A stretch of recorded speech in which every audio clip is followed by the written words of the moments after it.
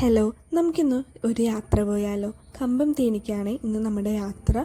വീട്ടിൽ ബോറടിച്ചിരുന്നപ്പോൾ എവിടെയെങ്കിലും ട്രിപ്പ് പോകാമെന്ന് പ്ലാൻ ചെയ്തു. അങ്ങനെ ഇറങ്ങിയതാണ്.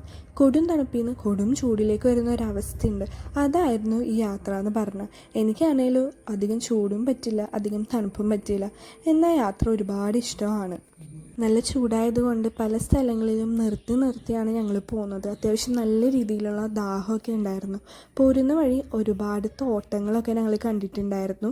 ഞങ്ങൾ വണ്ടി നിർത്തിയ സ്ഥലത്ത് റോസാപ്പൂത്തോട്ടവും ജമന്തിത്തോട്ടവും എല്ലാം ഉണ്ടായിരുന്നു. പോകുന്ന വഴി ഒരു തലപ്പാക്കട്ടി ബിരിയാണി കൂടി കഴിച്ചു. അവിടെ ചെന്നപ്പോൾ ഞാൻ ശ്രദ്ധിച്ച കാര്യമാണ്, ഞങ്ങൾക്ക് സ്റ്റീൽ പ്ലേറ്റും ബാക്കി അവിടെ വരുന്ന എല്ലാവർക്കും പ്ലാസ്റ്റിക്കിൻ്റെ പ്ലേറ്റിലായിരുന്നു ഫുഡ് കൊടുത്തുകൊണ്ടിരുന്നത്.